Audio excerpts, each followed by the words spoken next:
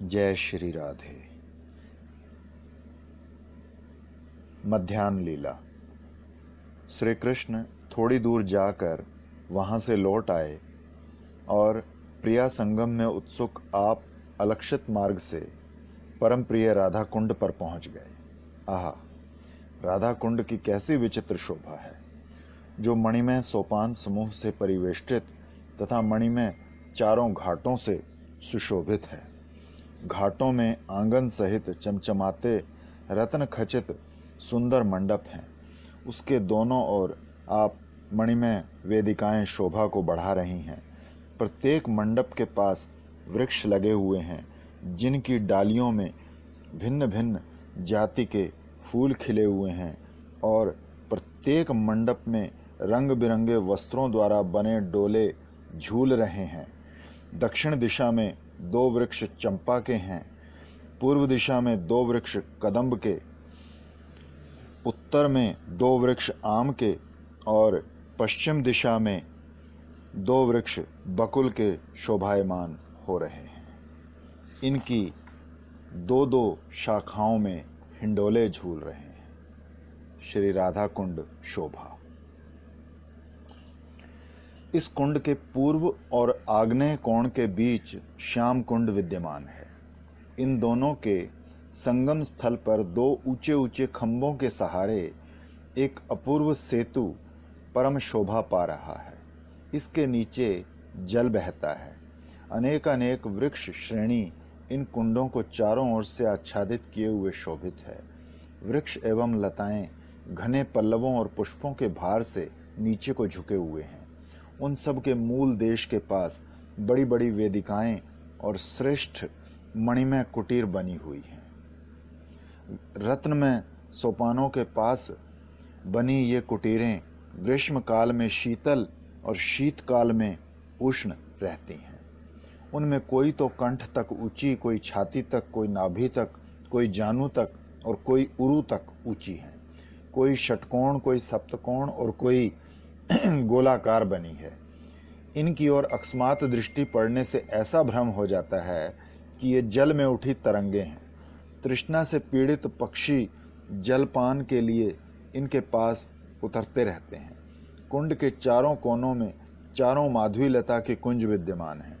फूलों की बहुत सी कुंजें श्रेणी रूप से इसको चारों ओर से घेरे हुए हैं। बाहर दिशा में चारों तरफ केले के वृक्ष लगे हुए हैं, जिनमें असंख्य पके और कच्चे फल और फूल लगे हुए हैं।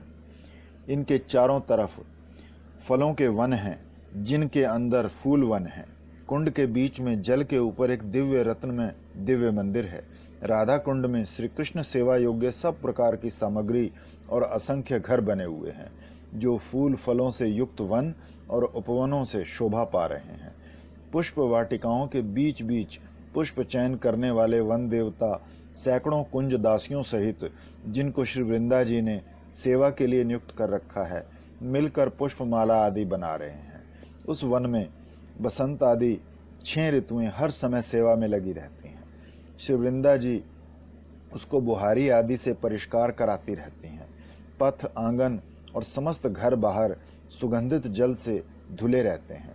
पुष्प रचित गुलदस्ते, चंदोए, ड्योढ़ी, पताका आदि से कुंज मार्ग, चबूतरा, डोली, मंडप आदि समस्त अपनी अपनी जगह शोभा पा रहे हैं। राधा कुंड में वो कुंज ग्रह नवीन नवीन कमल की पंखुड़ियों और बिना डंडी वाले रंग बिरंगे सुगंधित फूलों से बनी शैया से सुशोभित है। उसके सिरहाने एक चंद्राकार मनोहर तकिया लगा हुआ है। आसपास मधु सहित पान पात्र, तांबुल पात्र, जल पात्र आदि वस्तुएं सजा सजा कर स्थान स्थान पर विद्यमान हैं। उपवन में खिले श्वेत, नील, सुंदी, श्वेत पद्म, नील पद्म, साधारण पद्म पुष्प समूह के मधुबिंदु और पराग से स्वच्छित और सुवासित जल कल कल शब्द करता हुआ झरनों के समान प्रणालियों से चारों ओर बहता है। इधर कलहंस, हंसी, चक्रवाक, चक्रवाकी, सारस, सारसी, पानी, कौड़ी, डाहुक, डाहुकी पक्षियों के कलरव सुन शुक, सारिका आदि पक्षीगण लीला से विभोर होकर परस्पर राधा कृष्ण विषयक वार्तालाप करने लगते हैं। मयूरगण श्री कृष्ण का दर्शन कर बादलों के भ्रम में मधुर शब्द उच्चारण करते हुए कुंज के आंगन में नृत्य करने लगते हैं। हारित, कबूतर और चक्रवाक आदि अन्य अन्य जाति के पक्षीगण श्री कृष्ण का दर्शन कर हर्ष से फूल उठे और मधुर ध्वनि से कलरव करने लगे।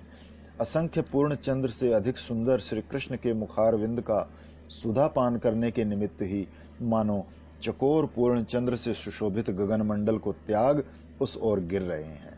श्री कुंड के किनारे और उसका जल श्री कृष्ण की विलास क्रीड़ा के लिए अपूर्व शोभा धारण कर रहा है, जिसका कि वर्णन भी नहीं किया जा सकता। छोटी छोटी डालियों पर नवीन कोपल और फल फूल लदे हुए हैं। वृक्ष, फल, फूल, कलियां, मंजरी और लता आदि के भार से नीचे झुके हैं। उनकी छाया से सरोवर के कूल किनारे और जल शोभा पा रहे हैं। मध्य स्थल में उत्पन्न असंख्य कमल फूलों के कारण सरोवर शुभ्र वर्ण हो गया है। पवन के वेग सी उठी लहरों को देखने से हठात यही अनुमान होता है कि कुंड क्षीर सागर का उपहास कर रहा है। इन दोनों श्लोकों का भावांतर ये भी हो सकता है कि पद्मा का अर्थ है लक्ष्मी, लक्ष्मी का स्वरूप है सुंदरता, कुंड का सौंदर्य अपार है, वो पद्मों की खान है अर्थात उसमें असंख्य पद्म खिले हुए हैं।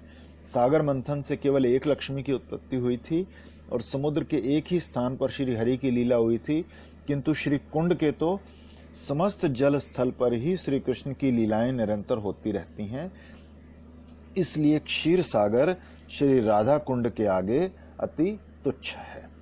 श्री कृष्ण के चरण कमल से उत्पन्न श्याम कुंड से मिले हुए इस राधा कुंड के उत्तर कोण से लेकर वायु कोण तक फैली हुई 8 कुंजें ललिता, विशाखा, चित्रा, इंदुलेखा, चंपकलता, रंग देवी, सुदेवी और तुंग विद्या प्रीतम की सखियों की अपनी अपनी बनी हुई हैं।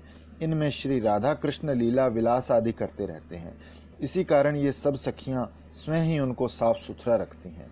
सखियों के इन प्रत्येक कुंज की चारों दिशाओं में मनोहर परकोटा बना हुआ है। बीच पथ पर अनेक वृक्ष उत्पन्न हो जाने के कारण ये पथ उन वृक्षों की छाया से अत्यंत शोभा को प्राप्त हो रहे हैं। कुंज के निज छोटे मार्गों का पहले वर्णन किया गया है। वे सब निर्मल सफेद पत्थर के बने हैं। अकस्मात देखने से ऐसे लगता है जैसे नदी में मंद मंद तरंग मालाएं उठ रही हों। उन कुंज मार्गों के ऊपर नाना मणियों से जो कारीगरी का काम किया हुआ है, उसे देखने से मालूम होता है कि ये बनावटी सरोवर है। जो प्राचीर उन वन और उपवनों को घेरे हुए हैं, उनके द्वार तो भित्ति जैसे प्रतीत होते हैं और भित्तियां द्वार जैसी दिखती हैं। अष्टकुंजों का वर्णन। श्री राधा कुंड के उत्तर दिशा के घाट के किनारे अष्टदल पद्म के आकार की 8 कुंजें विराजमान हैं। इन सब में श्री ललितानंदद कुंज बड़ी है। इस कुंज के ठीक बीचों बीच एक अनंग रंगाम्बुज नाम का चबूतरा है। ये 1000 दल वाले पद्म के आकार का है और इसके चारों ओर गोलाकार प्राचीर बनी है। उसके आगे केले के वृक्षों की श्रेणियां हैं। उसके बाहर की ओर अष्टदल कमल के आकार की मनोहर 8 बड़ी कुंजें हैं। ये मानो उस मूल कमल चबूतरे की पंखुड़ियां हैं अर्थात केशमाला हैं, और 8 कुंजें मानो उसकी कर्णिका हैं। ये कुंजें लीलाओं की अनुयायी हैं अर्थात आवश्यकता अनुसार छोटी बड़ी हो जाती हैं। श्री ललिता ने अपनी शिष्या कलावती को इनकी देखभाल के लिए नियुक्त कर रखा है। इनमें सब ऋतुएं निरंतर विद्यमान रहती हैं। ये ललितानंदद कुंज समस्त लीलाओं की खान स्वरूप है। लीला संबंधी सब द्रव्य और सखियां इस कुंज में हर समय विद्यमान रहती हैं। यहीं श्री राधा कृष्ण का पट्ट मंदिर नाम से विख्यात है। सब कुंजों के राजा रूप में एवं अत्यंत शोभायमान है। ऊपर कहा हुआ ललितानंदद नाम की कुंज भी पूर्णतया एक कमल जैसे आकार की है। उसकी केसर बीच की चक्राकार स्थली मणियों की बनी है और केसर के चारों तरफ कर्णिकाएं स्वर्ण की बनी हुई हैं। सब पत्तियां एक एक प्रकार के रत्न द्वारा बनाई गई हैं। कर्णिका के बाहर की केसर और केसर के बाहर की पत्तियां परिमिति और संख्या में यथाक्रम बढ़ती रहती हैं। पद्म के समान शीतलता आदि गुणों से युक्त 5 इंद्रियों को सुख देने वाले उस मंदिर के बाहर स्वर्ण, नीलकांतमणि, पद्मरागमणि, स्फटिकमणि और नीलमणि के 5 मंडप निर्माण किए हुए हैं। वे अपूर्व शोभा को बढ़ा रहे हैं। मंडपों के बीच नाना भांति मणियों द्वारा प्रस्तुत चित्रकारी की हुई है, जो मृग, पक्षी, देवता, मनुष्य और अन्य अन्य विचित्र प्राणियों की मिथुनी भावात्मन प्रतिमूर्ति से सुशोभित है, जिसको देखने से वो किसी ऐसे रस का प्रदर्शन होता है जो वाणी द्वारा नहीं बतलाया जा सकता है। इसके अतिरिक्त सफेद, लाल, पीले, हरे और काले रंग के पत्र, पुष्प, वृक्ष और चंदोए परम शोभा को बढ़ा रहे हैं। इन मंडपों के मध्य में सहस्रदल कमल के आकार के जानू तक ऊंचे रत्न जटित कुटीर कर्णिका की भांति शोभा धारण किए हुए हैं।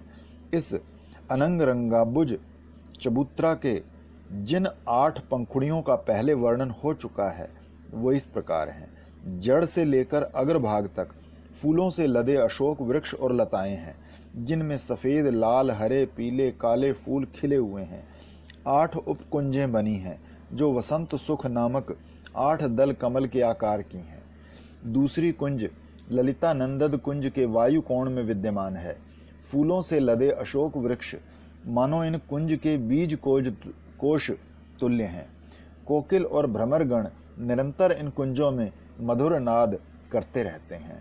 श्री ललिता कुंज के नैऋत्य कोण में श्री पद्म मंदिर नाम की एक अन्य कुंज है। इसके चारों तरफ 4 सुंदर फाटक और बहुत सी खिड़कियां बनी हैं। इस मंदिर में नाना प्रकार की मणियों का पच्चीकारी का काम हो रहा है। भीतर की दीवारों पर श्री ललिता ने श्री कृष्ण की समस्त विलास लीलाएं, जो उन्होंने समय समय पर गोपियों के साथ की हैं, चित्र रूप में अंकित की है। भित्ति के बाहर की दीवारों पर पूतना वध से लेकर अरिष्ट वध तक के श्री कृष्ण के विचित्र कार्य अंकित किए हुए हैं। मंदिर के बीच का भाग कमल फूल के बीज कोश के समान गोलाकार है। इसकी बाहर की दीवारों के नीचे का भाग नाना भांति के रत्नों से जड़ा हुआ है और आकृति में कमल केसर के समान है। इसके बाहर कमल पत्र के आकार की 16 कोठरियां मंडलाकार बनी हैं और प्रत्येक 2 कोठरियों के बीच किनारे वाले रिक्त स्थान में 16 उप कोठरियां बनी हैं।